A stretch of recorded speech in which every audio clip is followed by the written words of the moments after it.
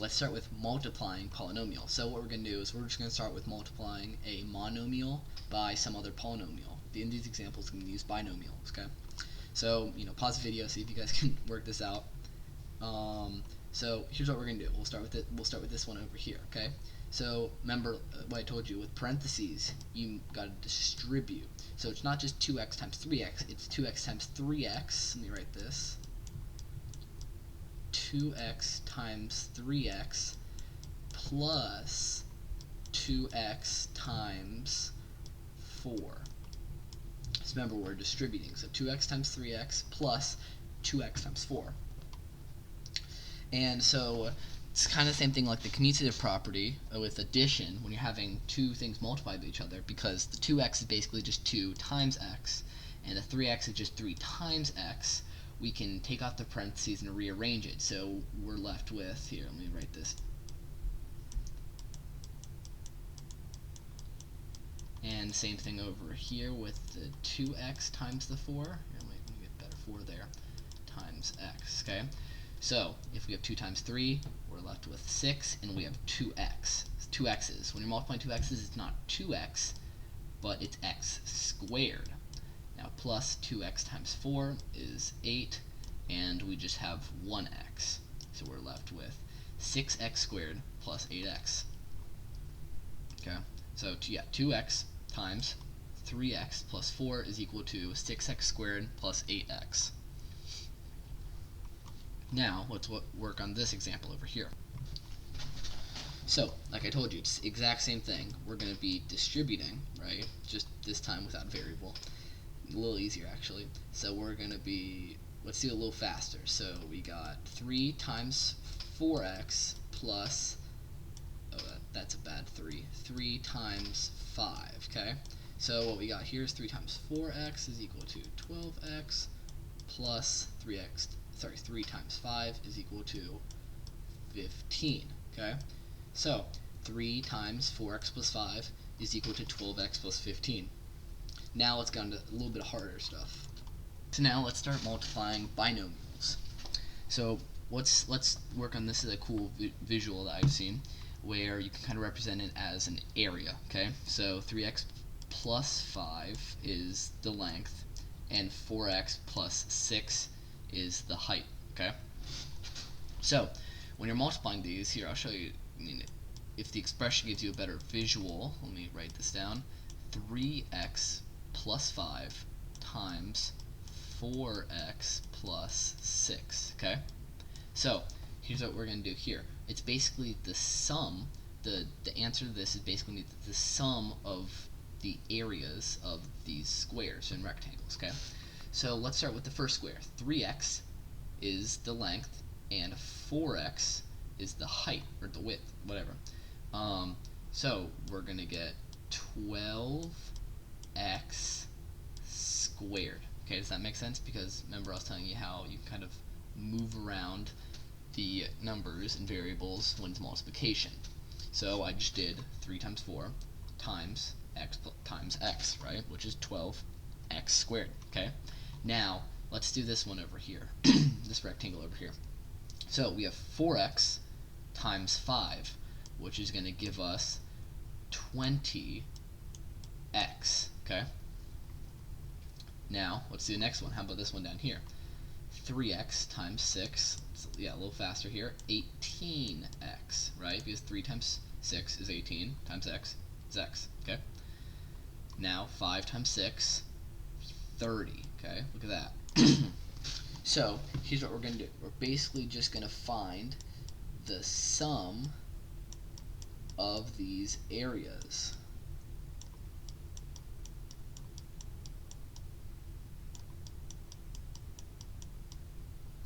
So, that's supposed to be a 30. Now, let's look at this, okay?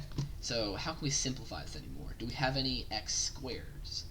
No, we don't. Do we have any x's or other terms with x's? Yes, we do. We have a 20x and an 18x. Do we have any constants? No, we just have the 30, okay? So we're going to combine like terms, okay? So we have 12x squared plus these combined, 20 plus 18 is going to be 38x plus 30. Okay, that's our answer right there. So we found that 3x plus 5 times 4x plus 6 is equal to 12. Let's make that a little easier. 12x plus 38x plus 30. Okay. Now what we're going to do is I'm going to show you another way to go about this. If you're not as much a visual person, or at least like shapes and stuff like that, you might want to try something called FOIL, which is my personal favorite, and it's basically just distributing. Okay, so let's FOIL the exact same expression we had before, and let's see if we get the same answer. So what you have to go each term. So we have the first term 3x and the second term 5. Okay, so it's kind of the same thing as just, I'll show you, having two monomial times binomials. Okay, so I'll show you this here. Okay, so it's kind of the same thing as having 3x times 4x plus 6 plus 5 times 4x plus 6. Okay, you see what I did there? I kind of broke them up, and now I will distribute them. Okay, like that. Let's do that a little better. Okay, so we have 3x times 4x, which is 12x squared, plus 3x times 6 is equal to 18x. Okay, now let's go over here. We have 5 times 4x is 20x, plus 5 times 6, 30. Okay, so now what we're going to do is we're going to add up like terms, which, you know, there's only one x squared, but there are two x's and only one constant. Okay, so our final answer after adding up all the like terms, 18x plus 20x, is 38x plus 30. And look at that, it's the exact same answer that we got down here. Okay, it's an arrow. Bad drawing arrows. So, you know, either method is valid. If you're more of a visual person or a visual learner, you might want to try to use this when you're, you know, starting out. Or if you're like, oh, that doesn't make sense, it's so unnecessary, whatever, you can do this method, which I like better. But everyone's different. Let's talk about some special polynomial cases. So let's talk about this first one, difference of squares. So it's not actually of squares, as in the sense of the geometric shape, but it's actually to the second power. Okay, so let me give you some examples. Okay, so I'll write out as a formula first, and then we can go into some examples. Okay, so we have a plus b times a minus b. So what's that going to be equal to? Well, the formula tells us that it's going to be equal to a squared minus b squared. Okay, you're like, okay, well, how is that possible? We're multiplying other polynomials. It's so much more complex, right? Well, let's actually look at this, because it will make sense if you actually see how it's done. So like we can do the FOIL method, or whatever method you like to do, and we can distribute this. Okay, I'll just we'll do a times a minus b, right, plus b times a, that's supposed to be a parenthesis, minus b. Okay, so let's just FOIL this, right? So we'll distribute that, right? So we have a squared minus ab plus, let's distribute that, plus a b minus, or I like to do plus negative, yeah, I'll do that over here too, b squared. Okay, so let's add up our like terms. So we only have one a squared and we only have one b squared, but we do have two ab's. Look at that. So if we start to simplify this, we have a squared, and look, it's negative ab plus positive ab, so they actually cancel out. So we're left with 0 ab minus b squared, and we can just get rid of that, and we're left with a minus b squared. Same thing up here, okay? So let's do some examples. Great. So now you saw everything represented as a and b, but let's actually look at some actual examples, okay? So of course, if you want, you can just pause the video and see if you can work these problems out yourself if you want some examples, right? But I'll walk you through it. So, like I was saying, same thing up here. We're going to take the a, right, and distribute it to everything else. So we have 3x times 3x minus 4 plus 4 times 3x minus 4, okay? And, if you want to do, let me make that plus negative 4, okay? So now let's just distribute, right? So we have 3x times 3x and 3x times negative 4, which, see, we're left with 9x squared, right? Plus negative 12x, right? Plus, now we're going to distribute over here, 12x plus, 4 times minus 4 is negative 16, okay? Now we're going to add up all of our like terms. So we have 9x squared. No, we only have 1 x squared, right? How many x's do we have? Well, we actually have 2x terms. And then we're left with constants. We only have 1 constant, okay? 1 constant term. So we're left with 9x squared plus, look at this. So minus 12x plus positive 12x, we're actually left with 0 x's. So we don't even need to include that. So now we have 9x squared plus minus 16, which, if you want, you can just write that as 9x squared minus 16.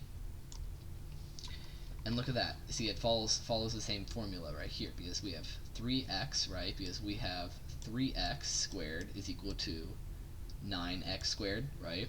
And 4 squared is equal to 16. You're like, okay, well, why is it minus 16? 4 squared, 16. Well, remember, in the formula, it's minus a squared minus b squared. So even if 4 squared is positive 16, it's still going to be minus positive 16, okay? Now let's work on another example. Let's just do this even faster. So instead of breaking up, let's just kind of find a shortcut here, like I was showing up here. So let's just say, okay, well, what's 6x squared? Well, 6 squared is 36, and x squared is x squared, okay? Now we have, it's going to be minus b squared, which is 2. So what's 2 squared? 4. Look at that. See, that's our answer, right? See, using the formula you can get a lot faster, but you got to make sure you're careful, okay? Now, let's move on. So, perfect squares, okay? If you could guess, it's not an actual square, it's to the second power, okay? So, I'll give you an example, and first, we'll do it in the form as a form of a formula, okay? So, we have a plus b squared, which, if you want, you can also write that as just a plus b times a plus b, okay? And that is going to be equal to a squared plus 2ab plus b squared, okay? That's a 2, okay, that's bad too. So, let's prove it, okay? So, we already know how to FOIL, right? So, I can just start simplifying it where, let's just do a times a squared plus a times b is, that's a bad plus, ab, okay? Now, we have b, we're going to FOIL b, so we have b times a is ab, and b times b is b squared, look at that. So we're going to combine like terms, 1a, but there's 2 ab's, and there's only 1 b squared, okay? So we're left with a squared plus 2ab plus b squared, okay? So let's start working this out, okay? I'll give you a few examples. Okay, cool. See, I got a few examples here. Just I kind of messed up the parentheses, and it doesn't matter. So here, you can pause the video, work that out yourself, whatever. So now I'm going to show you what to do here. So, before we start using our shortcut, let's actually just kind of solve it, and we can see how this works, okay? So let's do, we have 4x times 4x and 4x times 5. So 4x times 4x is equal to 16x squared plus, what's 4x times 5? 20x, okay? Now we're going to distribute the 5, and so we have 5 times 4x is equal to 20x plus 5 times 5, which is 25, okay? So we'll combine all like terms, right? So only 1x squared, we have 2 x's, and only one constant, okay? So we're left with 16x squared, that's a 2, okay, plus 40x plus 25. And so looking at that, you're like, okay, well, immediately you recognize, oh, look, 16 is a perfect square and 25 is a perfect square. So looking back at our example, the square of 16x squared is 4x. So 4x squared is equal to 16x squared. And we have 5 squared is equal to 25. Okay, what's happening here? Well, according to our formula, right, 40x should be equal to 2ab. And what's our a? Our a is 4x. So 2 times 4x times our b, which is 5. So let's simplify that. Well, we have 2 times 4, which is going to be 8x. And 8x times 5 is equal to 40x. So look at that. That proves our formula up here. Okay, so next one. So up here, we're a little more tricky. We're going to be working with some negatives, okay? So let's try to see if we can just use our formula to easily solve this, okay? So if we have 2x minus 6 times 2x minus 6, or 2x minus 6 squared, okay? So let's just square the a, the first term, okay? Well, what's 2x squared? 2x squared is 4x squared, okay? Remember, when we're talking about squared, I just want to get this out of the way. When we're talking about squared, we're not just squaring the x part, we're actually squaring the whole thing. So it's basically just writing, so if I have 2x squared, it's basically writing 2x times 2x, and how I told you how you can kind of flop everything around, we have 4, here, remember how I told you we can flop everything around, right? We can have 2 times x times 2 times x, and we can remove the parentheses and move everything around. And we simplify that to 4x squared. So I'm assuming you guys already knew that, but if you didn't know that, I just wanted to, show you guys what I mean when I talk about that.